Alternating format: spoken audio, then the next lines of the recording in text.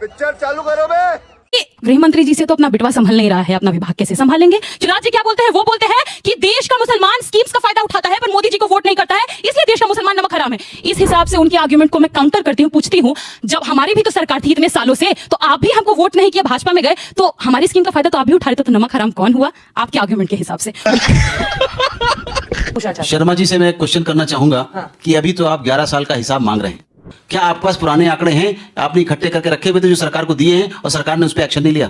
देखिए, मुझे लगता है कि सारा काम विपक्ष या कांग्रेस ही करके चली जाती तो क्या ये सरकार पकौड़े तलने के लिए आई थी? आप पुराने आंकड़े होने चाहिए। तो सुन लीजिए मेरा, आप सत्ता में थे। अरे प्रभु, मेरा उत्तर तो पूरा सुनिए आप। अभी कह रहे हैं साहब परिस्थिति अभी नहीं आई है, परिस्थिति आएगी तो करेंगे, लेकिन लाल किले से आप चिल्ला के वोट मांगेंगे और देश के प्रधानमंत्री हल्ला इतना मचाते हैं जैसे बहुत कुछ कर दिया हो कि लाला रामदेव के सारे ट्रक लगा के खड़े कर दियो और वही भेज के आएंगे आप। अमित शाह जी देश के गृह मंत्री हैं, मुझे लगता है कि पहली बार ऐसा इस देश में हो रहा है कि गृह मंत्री खुद ढोल पीट रहे हैं कि हम इनकॉम्पिटेंट हैं। आंकड़ों से समझिए कैसे इनकॉम्पिटेंट है। 2004 से लेके 2013 के बीच में हमने कितने घुसपैठिए बाहर डिपोर्ट किए, दैट्स 90,000। अब हम इनके आंकड़े पर आते हैं, 2014 से लेके 2025 तक इन्होंने कितने रिपोर्ट किए, मुश्किल से मुश्किल 15,000 पहुंच रहा है। यही नहीं हुआ, अब क्या किए हैं कि जिस साल से शुरू किए घटाते जा रहे हैं। हमने 2013 में कुल 5,234 घुसपैठियों को डिपोर्ट किया। इनका आंकड़ा सुनिए, 14,989, 2015 474, 2016 308, 2017 51। मतलब कि खुद आप घुसपैठियों को निकाल नहीं रहे हैं तो आपको कौन दायित्व देता है कि आप घुसपैठियों पे बात करें? अरे लेकिन निकालिए तो सही। दूसरी सबसे इंपॉर्टेंट बात है कि गृह मंत्री जी से तो अपना बिटवा संभल नहीं रहा है, अपना विभाग कैसे संभालेंगे, क्योंकि आईसीसी का मैच तो आप करवा दिए। पाकिस्तान के बारे में आप बोल रहे थे कि पाकिस्तान हर तरीके से आतंकवाद में लिप्त है, तो आपने क्यों उसके साथ मैच कराया? मैच कराने के साथ साथ उनका बेटा अनुराग ठाकुर, शाहिद अफरीदी सब साथ में मैच एंजॉय करते नजर आते हैं। काहे घुसपैठिया बोलते हैं? अरे बाप रे, ये तो धोती खोल रहा है। तीसरी बात, आप देश में हर तरीके से नफरत का माहौल बनाना चाहते हैं, इसलिए गिरिराज जी क्या बोलते हैं, वो बोलते हैं कि देश का मुसलमान स्कीम्स का फायदा उठाता है पर मोदी जी को वोट नहीं करता है, इसलिए देश का मुसलमान नमक हराम है। इस हिसाब से उनके आर्गुमेंट को मैं काउंटर करती हूँ, पूछती हूँ जब हमारी भी तो सरकार थी इतने सालों से, तो आप भी हमको वोट नहीं किया, भाजपा में गए, तो हमारी स्कीम का फायदा तो आप भी उठा रहे थे, तो नमक हराम कौन हुआ आपके आर्गुमेंट के हिसाब से? उसके बाद इंपॉर्टेंट, घुसपैठिया हमारे लिए मुद्दा बिल्कुल भी नहीं है, क्योंकि यहाँ जितने लोग बैठे हैं, जिस सबको मैं देख रही हूँ सब युवा हैं, कोई पकौड़ा नहीं तलना चाहेगा पढ़ाई लिखाई के बाद। मैं इसलिए ये बात करती हूँ क्योंकि 3 करोड़ दलित बिहार में रहते हैं। सरकारी नौकरी का आंकड़ा बता रही हूँ मात्र 23,000 के पास है। अब हमको नौकरी का मुद्दा चाहिए कि घुसपैठिया का मुद्दा चाहिए, ये देश की आवाम तय करे। आप बताइए, अभी जब मैं यहाँ खड़ी हूँ बिहार में बीबी ट्री 4 के लिए लोग लड़ रहे हैं, सड़कों पे लाठी खा रहे हैं, उनको नौकरी चाहिए कि घुसपैठिया का मुद्दा चाहिए? ये बड़ी अच्छी बात कही आप। समय समाप्त हुआ। यहाँ पे एक जज झारखंड से आते हैं, झारखंड के अंदर कोई भी जाएगा देखेगा कि वहां पे संथाल परगना के अंदर डेमोग्राफी बदली जा रही है और वहां पे घुसपैठिया बढ़ रहे हैं। ये बात मैंने नहीं, झारखंड हाईकोर्ट ने कहा। यहाँ पे एक जज जम्मू कश्मीर से आती है, 70 सालों तक इन्हीं नेता कहते थे अरे आर्टिकल 370 एब्रोगेट, पंडितों की बात करना, तुम कम्युनल कर रहे हो, कम्युनल कर रहे हो। 70 साल बाद आर्टिकल 370 हटा, कम्युनल मुद्दा नहीं था, देश का मुद्दा था, परंतु यही नेता कहते थे क्यों उठा रहे हो?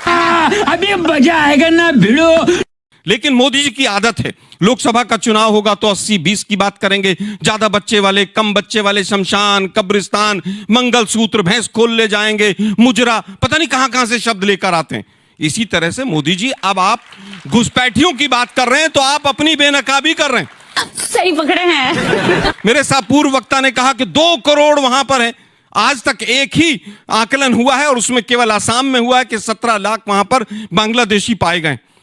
जितना भी आप कोई भी आंकड़ा उठाकर देख लीजिए, 2013 के बाद 14 के बाद आपको कोई भी ऑथेंटिक आंकड़ा नहीं मिलेगा। 11 साल 12 साल के बाद आपको डेमोग्राफिक शिफ्ट की बात याद आती है। वेस्ट बंगाल आएगा तो घुसपैठिया मुद्दा, झारखंड आएगा तो मुद्दा, आसाम आएगा तो मुद्दा, दिल्ली आएगा तो मुद्दा। अब बिहार का चुनाव हो तो सारे घुसपैठिए बिहार में चले गए, दिल्ली वाले सब वापस भेज दिए इन्होंने, लाला रामदेव के ट्रक में भर के वापस भेज दिए सारे के सारे। गजब बेइज्जती है। मैम, मेरा मुद्दा ये है कि आपने कहा कि बीजेपी के कार्यकाल में जॉब्स नहीं मिल रही है, सरकारी जो नौकरियां हैं वो कम हो गई है और जो दलित पिछड़ा वर्ग है वो वहीं रह जा रहा है, पर आप ये नहीं देख रही कि वही जो घुसपैठी है वही बांग्लादेशी हमारी छाती पर आकर बैठ गए। चलिए, तो इसका जवाब देते हुए आप बोलेंगे। अभी जेडीयू के प्रवक्ता यहाँ पर बोल करके गए कि 2 करोड़ घुसपैठिया है। नहीं, फिर वहां आप गलत, क्योंकि खुद एसआईआर में चुनाव आयोग ने अफिडेविट दिया है सुप्रीम कोर्ट को, एक को घुसपैठिया नहीं मिला, फिर खत्म। उसके बाद आपने बोला सैचुरेशन रेट बहुत ज्यादा है, आधार कार्ड बहुत ज्यादा बन गया, फिर वहां गलत, क्योंकि वहां पर मैं आपको बता रही हूँ कि जो आप आंकड़ा जोड़ रहे हैं ना, आप आबादी ले रहे हैं 2011 के सेंसस वाला, आधार कार्ड जोड़ रहे हैं अभी वाला, तब तो फिर गड़बड़ाएगा ही। आखिरी बात, हम बिहार से हैं, बिहार का सबसे बड़ा मुद्दा है बेरोजगारी, पलायन, गरीबी, भुखमरी, और जब तक इसकी समस्या खत्म नहीं होती है। समय समाप्त हुआ, समय समाप्त हुआ। अगर हम करें तो करें क्या, बोले तो बोले क्या। लोग सुनाएंगे ऐसे ऐसे करके एकदम। चलिए, यदा अब यदा और हि सब। धर्मस्य ग्लानिर्भवति भारत अभ्युत्थानम धर्मस्य तदात्मानं सृजाम्यहम् परित्राणाय साधूनां विनाशाय च दुष्कृतां धर्म संस्थापनार्थाय संभवामि युगे युगे। हाँ ये कर लो पहले। घुसपैठिए आ रहे हैं, अधर्म कर रहे हैं, हम धर्म की स्थापना करेंगे। अच्छा, आपका 20 सेकंड निकालूंगी मैं उसमें प्लीज से। प्लीज प्लीज ये बार बार झूठ बोलो। देखिए, मुझे लगता है घर का मुखिया ही 11 साल के बाद कहे कि मेरे घर में घुसपैठिए घुस आए हैं और मेरे घर के संसाधन खा गए हैं, तो क्या उस मुखिया को घर का मुखिया बने रहने का कोई अधिकार है? अगर इलेक्शन कमीशन खुद ही कहे कि मेरे यहां पर घुसपैठियों के वोट बन गए हैं, तो क्या उस चीफ इलेक्शन कमिश्नर को अपने पद पर बने रहने का अधिकार है? कितनी बड़ी बात बताई है। अगर 25 अगस्त को 2025 में सुप्रीम कोर्ट पूछे कि आपका स्टैंडर्ड ऑपरेटिंग प्रोसीजर बांग्लादेशियों को बाहर भेजने का क्या है, और सरकार कहे कि हमारे पास कोई स्टैंडर्ड ऑपरेशन प्रोसीजर नहीं है, तो क्या गृह मंत्री को अपने पद पर बने रहने का अधिकार है? एसआईआर में यह नहीं पता कितने घुसपैठिए के वोट बने कि नहीं बने।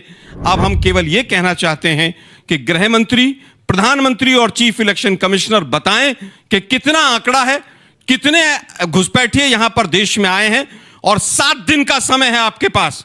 एफिडेविट के साथ बताएं, नहीं तो देश के सामने माफी मांगे और बिहार की जनता को गुमराह करना बंद करें। ये बड़ी अच्छी बात कही आप। समय समाप्त हुआ। जबरदस्त। तेमिम साहब, आप इनसे पूछना चाहते हैं। शर्मा जी से मैं एक क्वेश्चन करना चाहूंगा कि अभी तो आप 11 साल का हिसाब मांग रहे हैं, लेकिन मैं जानना चाहता हूं आपसे कि आपकी सरकारें इतनी बार रही आज़ादी के बाद से आज तक, क्या आपके पास पुराने आंकड़े हैं आपने इकट्ठे करके रखे हुए थे जो सरकार को दिए हैं और सरकार ने उस पर एक्शन नहीं लिया?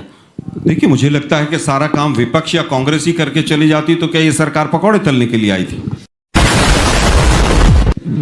ये तो आप जब आरोप लगा रहे हैं, तो सही साहब, आज जब आप आरोप लगा रहे हैं सरकार के पास, तो आपके पास पुराने आंकड़े होने चाहिए। सुन लीजिए मेरा, आप सत्ता में थे। अरे प्रभु, मेरा उत्तर तो पूरा सुनिए आप। अभी बदत है भाई, अभी बदत है। मेरा केवल ये कहना है कि आसाम में केवल इस तरह की एक एक्सरसाइज हुई थी, और वो भी कांग्रेस ने ही कराई थी, और उसमें 17 लाख विदेशियों को पाया गया था।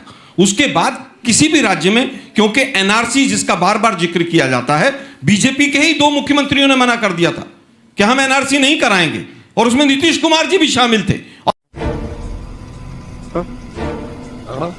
और आसाम के मुख्यमंत्री भी शामिल थे। आज सुप्रीम कोर्ट पूछ रहा है कि भाई आपका स्टैंडर्ड ऑपरेशन प्रोसीजर क्या है, ऑपरेटिव प्रोसीजर कि आप कैसे भेजते हैं? ढाका के साथ कोई अरेंजमेंट नहीं। अभी कह रहे हैं साहब परिस्थिति अभी नहीं आई है, परिस्थिति आएगी तो करेंगे, लेकिन लाल किले से आप चिल्ला के वोट मांगेंगे? अभी परिस्थिति नहीं आई है, अभी परिस्थिति आएगी तो कोई ना कोई रास्ता बनाया जाएगा। एक स्टैंडर्ड ऑपरेटिव प्रोसीजर है, पहले से चला आ रहा है, और उसी के तहत 2004 से 2014 तक लगभग 90,000 बांग्लादेशियों को वापस भेजा गया था। और अब क्या है? अब लगभग 3,000 को भेजा गया है पिछले 10-11 साल में। और देश के प्रधानमंत्री हल्ला इतना मचाते हैं जैसे बहुत कुछ कर दिया हो कि लाला रामदेव के सारे ट्रक लगा के खड़े कर दियो और वही भेज के आएंगे। अब उनको देश के प्रधानमंत्री को सोच समझ के बोलना चाहिए कि वो स्वयं लाल किले की प्राचीर से क्या बोल रहे हैं। ठीक है, चलिए, बहुत बहुत इतना छोटा पहले कभी नहीं हुआ हो। धन्यवाद आपका। आप दोनों अपनी जगह पर जा सकते हैं। अब जनता की बारी है, अब यहाँ पर वोट की बारी आ रही है। आपका वो 15 सेकेंड ना, मुझे पता है, फिर उधर से भी 15 सेकेंड होगा। आप सब स्कैन कीजिए और वोट डालने के लिए तैयार हो जाइए। आपके सामने अभी सवाल आएगा, लेकिन बहसबाजीगर कौन बनेगा ये तो हमारे जजेस ही बताएंगे। आप लोगों के लिए बहुत मुश्किल काम है। एक पर सहमति बन गई है। बेशक जीतने वाला पैनल जो है उनको खुश होना चाहिए, उन्होंने अच्छे से प्रेजेंट किया, लेकिन मुझे लगता है हमारी सबकी सहमति है कि आज का जो बाजीगर है वो प्रियंका भारती है। वाह वाह वाह वाह वाह, बहुत बहुत मुबारक हो। क्या बात है, बहुत अच्छा, बहुत अच्छा। जलवा है हमारा। और उसके पीछे जो कारण है वो भी मैं आपको बताना चाहती हूँ। हाँ। वो आज के भारत की आवाज है, इसलिए ये आज की बाजीगर है। क्या बात है, तालियां बजाइए भाई, बहुत बहुत मुबारक हो। और इसी के साथ बहस बाजीगर में आज के लिए इतना ही। हिपोक्रेसी की भी सीमा होती है। आप रुक जाइए ना प्लीज। दादागिरी मत कर वरना तेरी माँ का